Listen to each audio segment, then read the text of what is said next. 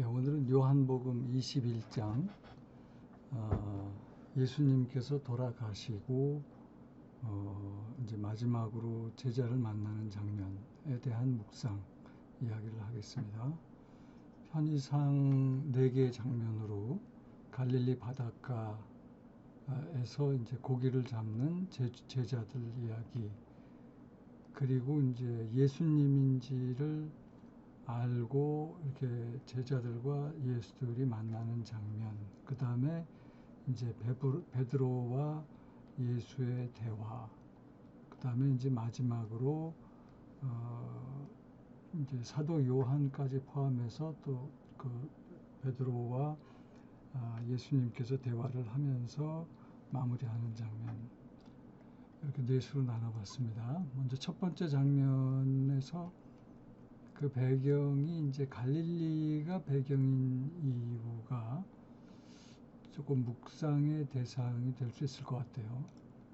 마태복음 28장에 보면은 예수님께서 이제 부활하신 후에 나타나셔서 제자들한테 갈릴리로 이제 가라고 하셨고, 그 부활 후에 40일 만에 승천하신 걸 생각하면 굉장히 빡빡한 스케줄인데, 이제 갈릴리로 가서 제자들과 굳이 만나서 이제 베드로와는 이 얘기를 조금 하셨지만,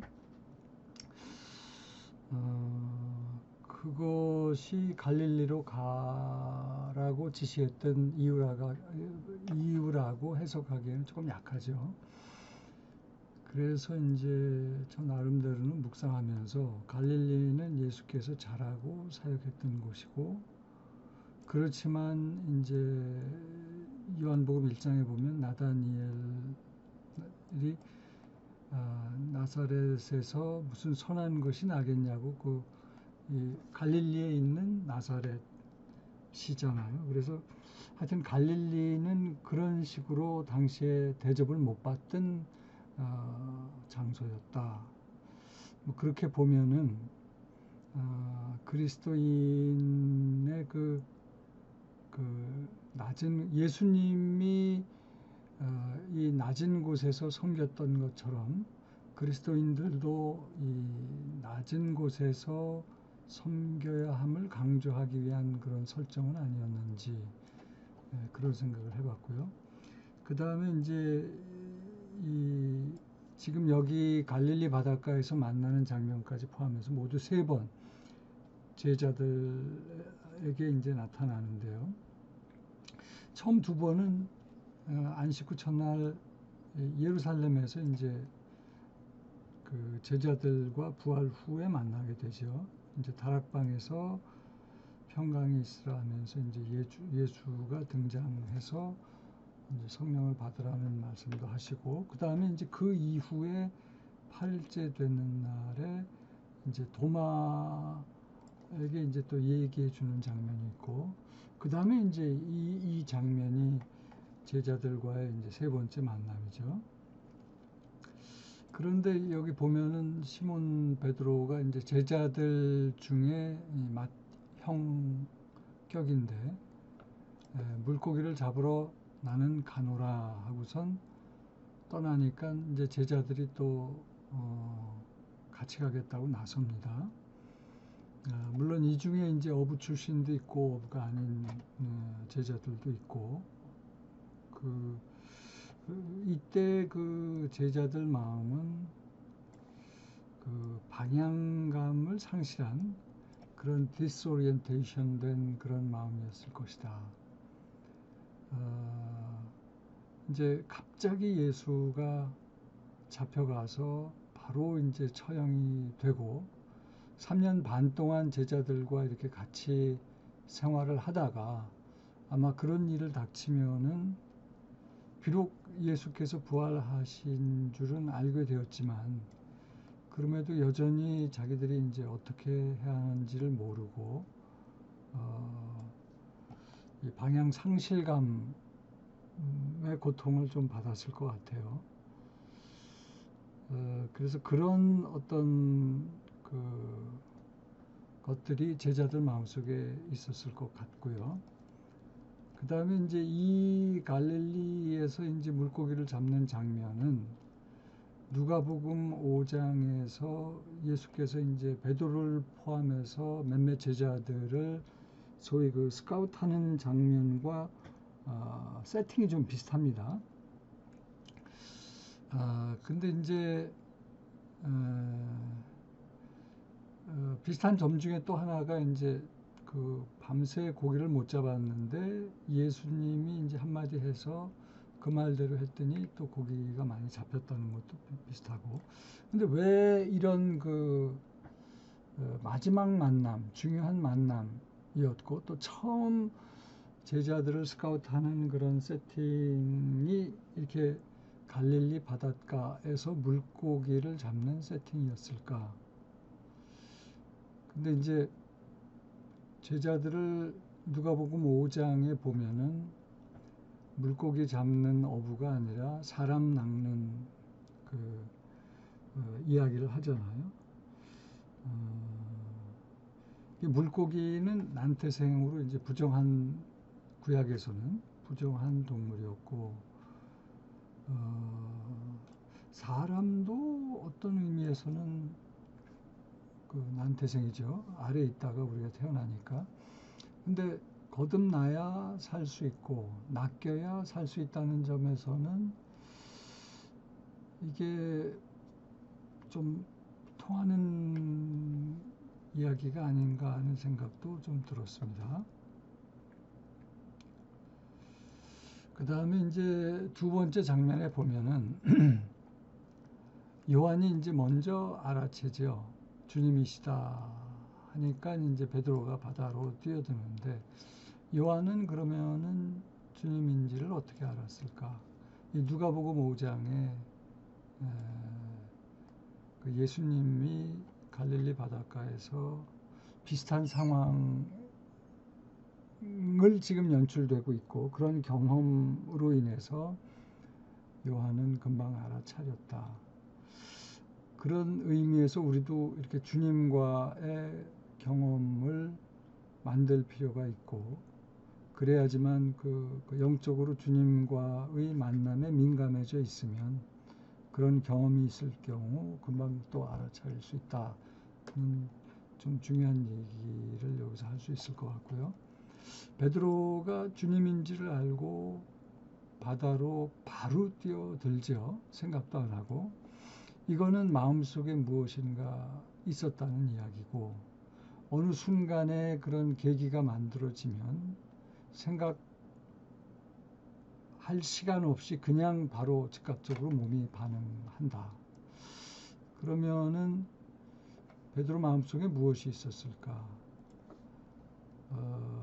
그리움도 있었을 거고 그 사랑의 기억, 그 다음에 자기가 부인했던 미안함,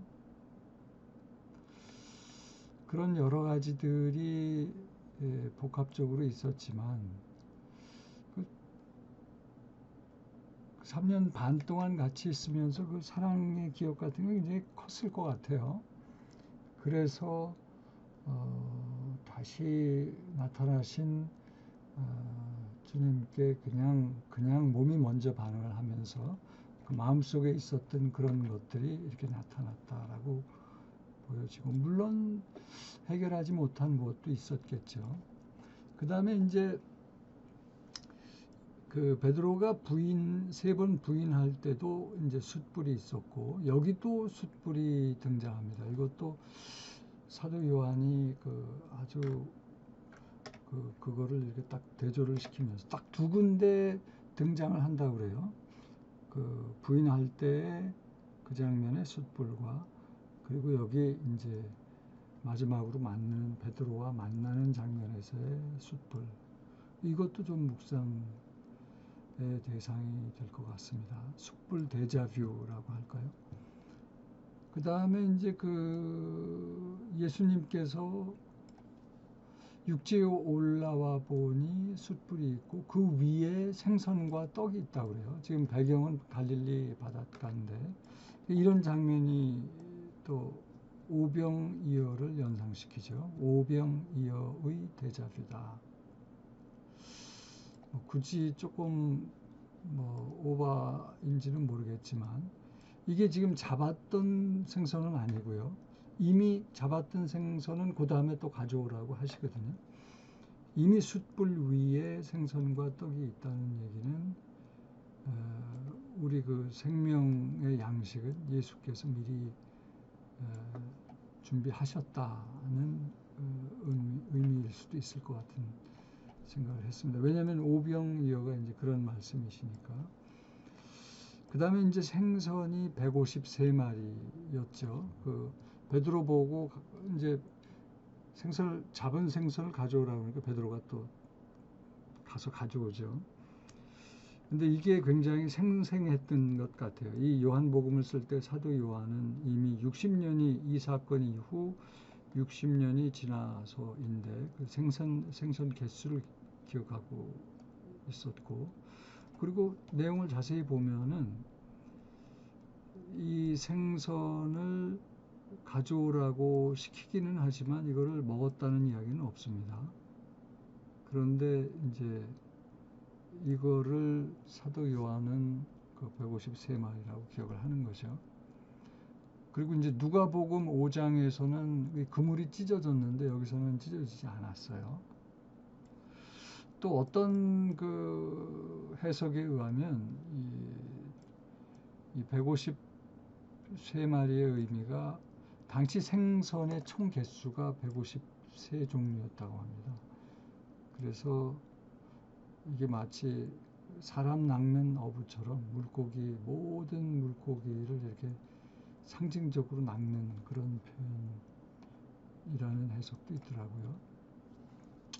그 다음에 이제 이 세 번째 장면은 비로소 예수와 시몬 베드로 사이에 이제 이야기인데 뭐 내용은 간단하죠. 예수께서 내가 나를 더 사랑하느냐, 이거는 제가 며칠 동안 지금 묵상을 계속 하고 있는데 묵상할수록 굉장히 의미심장한 얘기 같아요. 우리한테 던지는 그런 질문이기도 하고요. 그리고 그 베드로의 대답도 생각할수록 기가 막힌 것 같아요. 사랑하느냐 주님, 그렇습니다. 그렇지만 이 주님한테 그 대답을 일부 이렇게 떠넘기는 식의 대답이죠. 내가 주님 사랑하는 줄을 주님께서 아시나이다. 우리가 이제 그 예수님을 만나서도 이런 대답을 해야 하지 않나. 이런 식의 예수님이 이런 식의 질문을 하시고 우리는 이런 식의 답변을 해야 하지 않을까 하는 생각도 들어요. 뭐 세 번 질문한 것은 그 세 번 부인을 통해서 이렇게 나라까지 떨어진 베드로를 일으켜 세우기 위한 배려고, 또 베드로가 이런 식의 답변을 한 거는 그 자기가 이제 큰 소리를 쳤었잖아요. 그러다가 이제 예수 부인을 하면서 아주 나락으로 떨어졌는데 예수님께서는 그것도 필요한 경험으로 보셨고, 결국 우리가 실족을 하지만, 육신을 입고 있는 인간으로서 실족을 하지만 끝까지 예수님을 믿고 그 믿음으로 다시 일어설 수 있는 게 중요하고, 그렇지만 다시 일어설 때는 그 사랑이, 예수가 우리를 먼저 사랑하셨고 그 사랑이 굉장히 중요하다. 그래서 그 사랑으로 인도돼야지만, 이제 이 내 어린 양을 먹이라는 말씀이 이게 뜬금없는 얘기 같기도 한데 굉장히 중요한 얘기잖아요. 사람 낚는, 처음에 제자들 스카우트 할 때도 사람 낚는 어부로 만들겠다고 했고, 이 마지막 말씀도 내 어린 양을 먹이라. 같은 얘기인데 이 사랑은 우리가 만들어낼 수 있는 사랑이 아니고, 그러기 위해서는 예수님이 그러하셨듯이 철저하게 자기 부인되고 그 속에서 예수님의 사랑을 받아서 그 통로 역할을 해야 된다는 거죠. 음. 하여튼 그런 얘기였습니다. 그리고 이제 마지막에서는 이제 예수께서 늙어서는 베드로한테 남이 너에게 띠띠우고 원하지 않는 곳으로 데려가리라 라고 베드로의 그 어떤 순교를 시사를 하는데, 실제로 구전에 의하면은 예수처럼 베드로가 이제 순교를 하지만 십자가 같은 모양으로 순교를 베드로가 이제 감당을 할 수 없다고 이야기를 하고, 거꾸로 십자가에 달려서 순교했다는 이야기가 있죠.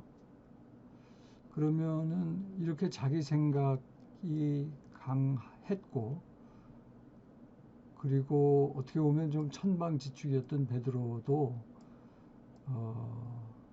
이게 베드로의 뜻은 아니죠. 결국 자기 부인되고 예수님의 이끌림을 받으면 그렇게 그 성령님이 이끄는 대로 어떻게 보면 거룩한 삶의 마무리를 했다. 이것이 이제 그리스도의 길이다는 생각도 하게 됐고요. 그렇지만 이제 그런 예수님의 말씀을 받아서 베드로는 엉뚱하게 그 옆에 있는 그 사도 요한은 어떻게 되느냐고 질문을 하죠. 이거는 그 사도 요한이 일부러 이런 얘기를, 물론 이제 베드로가 했으니까 집어넣겠지만,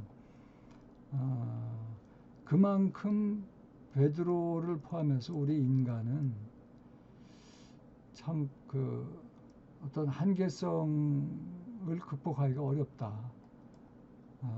그러니까 자기 부인 되어야 하고, 그러니까 성령을 받아야 된다는 의미 같아요. 근데 이제 우리는 이렇게 부족하고 한심한, 베드로를 포함해서 우리는 끝까지 한심한 사람들이지만 그 주님께서 포기하지 않기 때문에, 그런 사랑 덕분에 우리는 그런 사랑에 붙잡힐 수 있다는 것이 우리의 희망이다.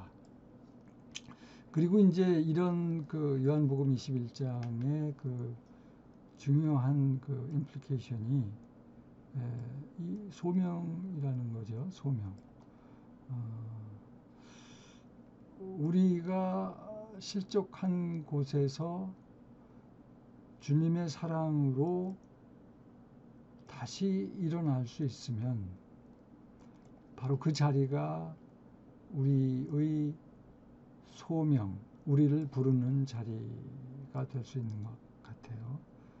소명은 당연히 우리 힘으로 이뤄내는 것이 아니고, 그래서 우리가 실족했기 때문에 우리가 어떻게 보면 자기 부인되기가 쉬운 자리, 그리고 그렇기 때문에 주님 이끌림에 기꺼이 따라갈 수 있는 자리,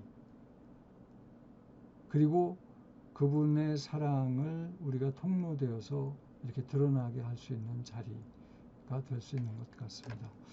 네, 오늘 여기까지 하도록 하죠.